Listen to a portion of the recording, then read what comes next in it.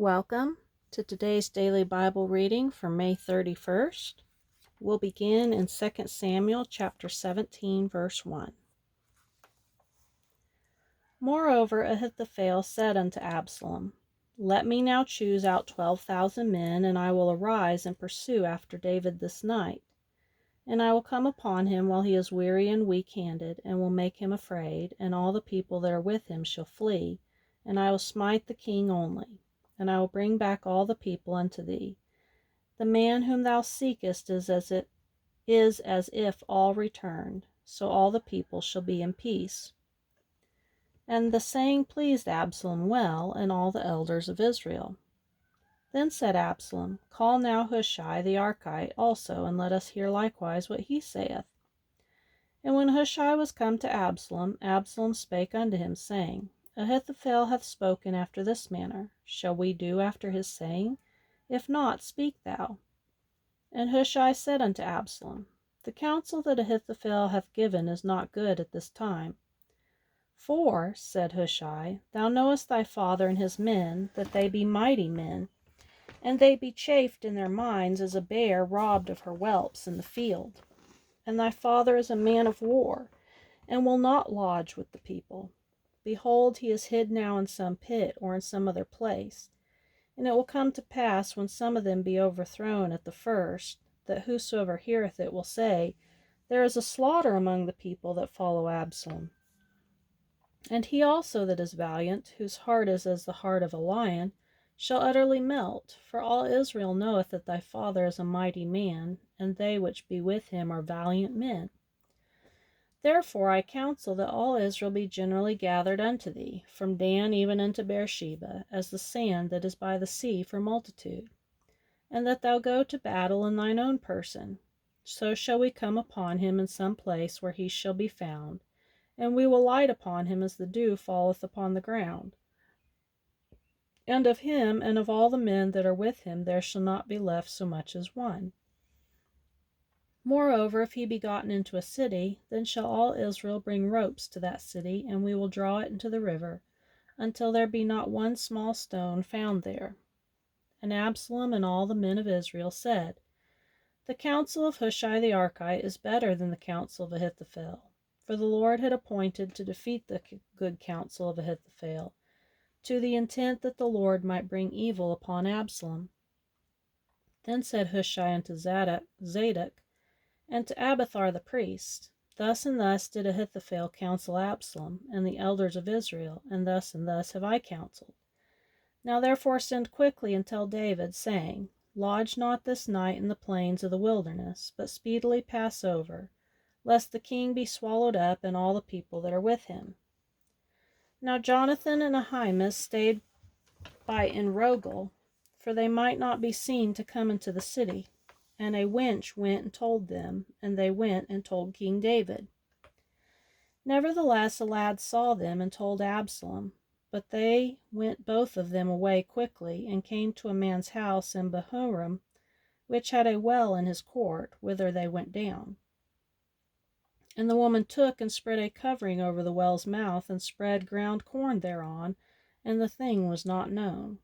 And when Absalom's servants came to the woman to the house, they said, Where is Ahimaaz and Jonathan?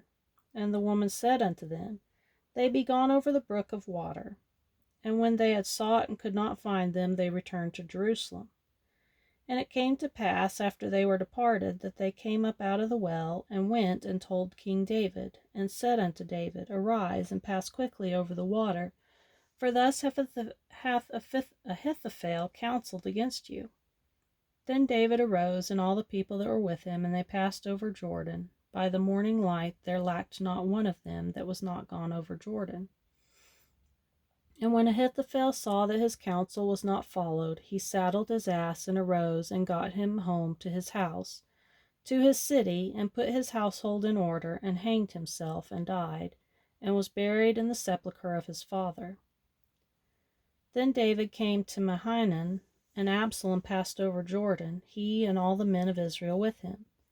And Absalom made Amasa captain of the hosts instead of Joab, which Amasa was a man's son, whose name was Ithra, an Israelite, that went in to Abigail, the daughter of Nahash, sister to Zeruiah, Joab's mother. So Israel and Absalom pitched in the land of Gilead. And it came to pass, when David was come to Mahanaim, that Shobi the son of Nahash of Reba, of the children of Ammon, and Machir the son of Amiel of Lodabar, and Barzillai the Gileadite of Rogelim, brought beds and basins and earthen vessels, and wheat and barley and flour and parched corn and beans and lentils and parched pulse, and honey and butter and sheep and cheese of kine, for David and for the people that were with him, to eat. For they said, the people is hungry and weary and thirsty in the wilderness. Now we'll go to John chapter 19, verse 23. Then the soldiers, when they had crucified Jesus, took his garments, and made 4 parts, to every soldier a part, and also his coat. Now the coat was without seam, woven from the top throughout. They said therefore among themselves, let us not rend it, but cast lots for it, whose it shall be, that the scripture might be fulfilled which saith, they parted my raiment among them, and for my vesture did they cast lots. These things therefore the soldiers did. Now there stood by the cross of Jesus his mother, and his mother's sister, Mary the wife of Cleophas, and Mary Magdalene. When Jesus therefore saw his mother, and the disciple standing by, whom he loved, he said unto his mother, Woman, behold thy son. Then saith he to the disciple, Behold thy mother. And from that hour the disciple took her unto his own home. After this, Jesus, knowing that all things were now accomplished, that the scripture might be fulfilled, saith, I thirst. Now there was set a vessel full of vinegar, and they filled a sponge with vinegar, and put it upon hyssop, and put it to his mouth. When Jesus therefore had received the vinegar, he said, It is finished. And he bowed his head, and gave up the ghost. The Jews therefore, because it was the preparation, that the body should not remain upon the cross on the Sabbath day, for that Sabbath day was a high day, besought Pilate that their legs might be broken, and that they might be taken away. Then came the soldiers, and brake the legs of the first, and of the other which was crucified with him. But when they came to Jesus, and saw that he was dead already, they brake not his legs. But one of the soldiers with a spear pierced his side, and forthwith came there out blood and water. And when he saw it, and he that saw it bare record, and his record is true, and he knoweth that he saith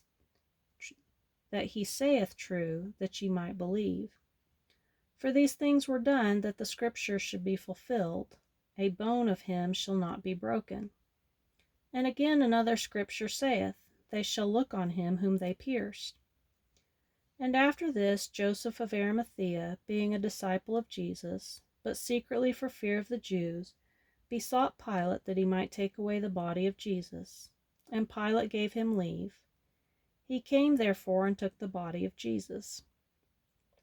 And there came also Nicodemus, which at the first came to Jesus by night, and brought a mixture of myrrh and aloes, and about 100 pound weight. Then took they the body of Jesus, and wound it in linen clothes with the spices, as the manner of the Jews is to bury. Now in the place where he was crucified there was a garden, and in the garden a new sepulchre, wherein was never man yet laid. There laid they Jesus, therefore, because of the Jews' preparation day, for the sepulchre was nigh at hand. Now we'll go to Psalm chapter 119, verse 129. Thy testimonies are wonderful, therefore doth my soul keep them. The entrance of thy words giveth light, it giveth understanding to the simple. I opened my mouth and panted, for I longed for thy commandments. Look thou upon me, and be merciful unto me, as thou used to do to those that love thy name. Order my steps in thy word, and let not any iniquity have dominion over me. Deliver me from the oppression of man, so will I keep thy precepts. Make thy face to shine upon thy servant, and teach me thy statutes. Rivers of waters run down mine eyes, because they keep not thy law. Righteous art thou, O Lord, and upright are thy judgments. Thy testimonies that thou hast commanded are righteous and very faithful. My zeal hath consumed me, because mine enemies have forgotten thy words. Thy word is very pure, therefore thy servant loveth it. I am small and despised, yet do not I forget thy precepts. Thy righteousness is an everlasting righteousness, and thy law is the truth. Trouble and anguish have taken hold on me, yet thy commandments are my delights. The righteousness of thy testimonies is everlasting. Give me understanding, and I shall live. I cried with my whole heart, Hear me, O Lord, I will keep thy statutes. I cried unto thee, Save me, and I shall keep thy testimonies. I prevented the dawning of the morning, and cried, I hoped in thy word. Mine eyes prevent the night watches, that I might meditate in thy word. Hear my voice according unto thy loving kindness. O Lord, quicken me according to thy judgment. They draw nigh that follow after mischief. They are far from thy law. Thou art near, O Lord, and all thy commandments are truth. Concerning thy testimonies I have known of old that thou hast founded them forever.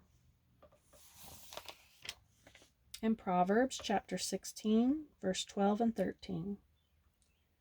It is an abomination to kings to commit wickedness, for the throne is established by righteousness. Righteous lips are the delight of kings, and they love him that speaketh right.